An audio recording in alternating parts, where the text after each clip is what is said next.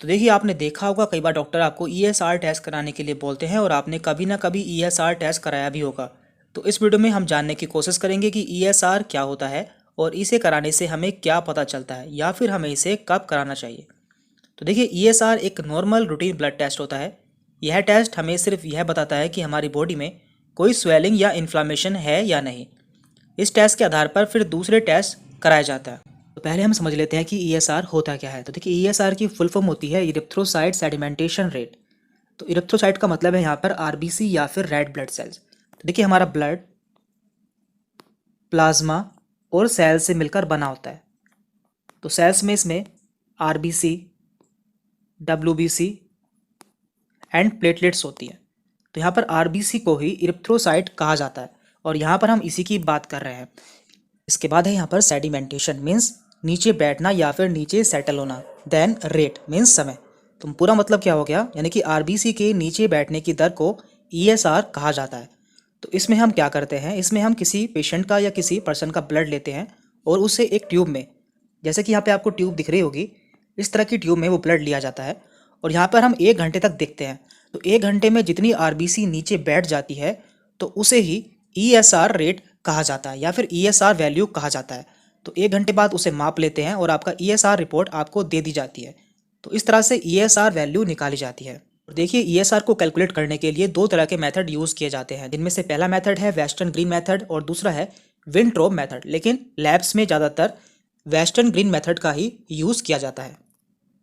तो अब हम जान लेते हैं कि ईएसआर की नॉर्मल वैल्यू कितनी होती है। इसी के आधार पर आप जान पाएंगे कि आपका ईएसआर बढ़ा हुआ है या फिर आपका ईएसआर कम है। तो देखिए, ऐसे मेल जिनकी उम्र 50 साल तक होती है या 50 साल से कम होती है, उनका ईएसआर 0 से 15 mm पर आवर, यानी कि 1 घंटे में उनका ईएसआर 0 से 15 mm होता है। इसके अलावा ऐसी फीमेल्स या ऐसी महिलाएं जिनकी उम्र 50 साल से कम होती है, उनका ईएसआर 0 से 20 mm पर आवर होता है।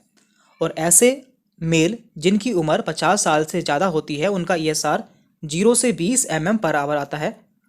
और जो फीमेल्स 50 साल से ऊपर की होती है, उनका ईएसआर 0 से 30 mm पर आवर आता है। और ऐसे बच्चे जिनकी उम्र 15 साल तक होती है या 15 साल से कम होती है, उनका ईएसआर 0 से 10 mm पर आवर आता है। तो ये है ईएसआर की नॉर्मल वैल्यू। यदि आपकी वैल्यू इतनी आती है तो आपका ईएसआर लेवल बिल्कुल नॉर्मल है और आपकी बॉडी में कोई भी इन्फ्लामेशन नहीं है।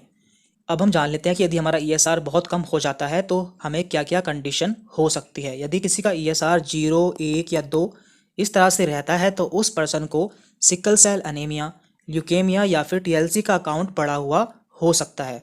अब हम जान लेते हैं कि ईएसआर का लेवल किन कंडीशन में बढ़ जाता है या फिर आपका ईएसआर यदि बढ़ा हुआ है तो आपको क्या क्या हो सकता है। तो देखिए, ईएसआर प्रेगनेंसी के समय, मैक्रोसिटिक एनीमिया के समय, थायराइड या फिर किडनी डिसीज, यदि आपको थायराइड या फिर किडनी से संबंधित कोई बीमारी है तो आपका ईएसआर बढ़ सकता है। या फिर आपको वायरस या बैक्टीरिया का इन्फेक्शन है तब भी ईएसआर का लेवल बढ़ जाता है। और अब जान लेते हैं कि ईएसआर का लेवल यदि बहुत ज़्यादा बढ़ा हुआ है तो ऐसा कौन सी कंडीशन में होता है। तो देखिए, यदि किसी पेशेंट को रूमेटॉइड आर्थराइटिस है, टीबी है, ब्लड कैंसर है या फिर मल्टीपल माइलोमा कैंसर होता है, तो ऐसी कंडीशन में ईएसआर का लेवल बहुत ज़्यादा बढ़ जाता है। और सबसे ज़रूरी बात यह है कि इस टेस्ट से आप किसी भी बीमारी को कंफर्म नहीं मान सकते, यानी कि आपको इस टेस्ट से किसी भी बीमारी का पता नहीं चलता है। बस आपको यह पता चलता है कि आपको यह बीमारी हो सकती है और आपके शरीर में स्वेलिंग है या फिर नहीं है। तो बाकी टेस्ट आपको डॉक्टर्स कराते हैं और आपको डॉक्टर्स आपके टेस्ट के आधार पर ही बाकी टेस्ट सजेस्ट करते हैं, जो कि आपको आगे चलकर कराना चाहिए। तो इस वीडियो में इतना ही है। यदि आपको कोई डाउट रहता है या कोई क्वेश्चन रहता है तो आप हमसे कमेंट करके पूछ सकते हैं। Thank you very much.